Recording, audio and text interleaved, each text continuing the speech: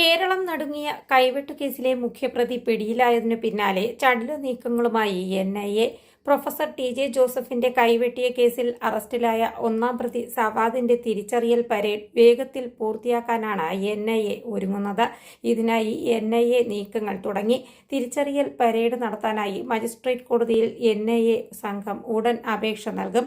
തിരിച്ചറിയൽ പരേഡ് പൂർത്തിയാക്കി സവാദിനെ വേഗത്തിൽ കസ്റ്റഡിയിൽ വാങ്ങുകയാണ് അന്വേഷണ സംഘത്തിന്റെ ലക്ഷ്യം. തുടരന്വേഷണത്തിൽ സവാദിനെ ഒളിപ്പിക്കുകയും സഹായിക്കുകയും ചെയ്ത നിരവധി പ്രതികൾ പിടിയിലാകുമെന്നാണ് വിവരങ്ങൾ. നിലവിൽ ജനുവരി 24 വരെ സവാദ് റിമാൻഡിലാണ്. പ്രതി ഇപ്പോൾ തടവിൽ കഴിയുന്നത് എറണാകുളം സബ് ജയിലിലാണ്. പ്രതിയുടെ കയ്യിൽ നിന്നും പിടിച്ചെടുത്ത 2 മൊബൈൽ ഫോണുകളിൽ വിശദമായ ഫോറൻസിക് പരിശോധന നടത്താനുള്ള ഒരുക്കങ്ങളും NIA ആരംഭിച്ചു. സവാദിനെ ചോദ്യം ചെയ്ത് കേസിന് പിന്നിലെ ഗൂഢാലോചന പുറത്തു കൊണ്ടുവരാനാണ് NIA ലക്ഷ്യമിടുന്നത്. പോപ്പുലർ ഫ്രണ്ട് നേതാക്കളുടെ സഹായത്തോടെയാണ് സവാദ് 13 വർഷം ഒളിവിൽ കഴിഞ്ഞതെന്നാണ് NIA റിമാൻഡ് റിപ്പോർട്ടിൽ വ്യക്തമാക്കുന്നത്. മട്ടന്നൂർ ബേരത്തെ വാടക വീട്ടിൽ നിന്നാണ് സവാദിനെ അറസ്റ്റ് ചെയ്തത്. രഹസ്യ വിവരത്തെ തുടർന്നായിരുന്നു അറസ്റ്റ്. നിരവധി നാളുകളായി സവാദ് അന്വേഷണ സംഘത്തിന്റെ നിരീക്ഷണത്തിലായിരുന്നു എന്നാണ് റിപ്പോർട്ടുകൾ.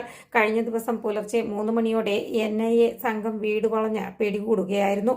13 വർഷവും കണ്ണൂരിലും കാസർഗോഡും മാറി മാറി താമസിക്കുകയായിരുന്നു ഇയാളെന്നാണ് പുറത്തുവരുന്ന വിവരം. ഒളിവിൽ കഴിയുന്നതിനിടെ കാസർഗോഡ് നിന്ന് വിവാഹം കഴിക്കുകയും ചെയ്തിരുന്നു. News desk India today.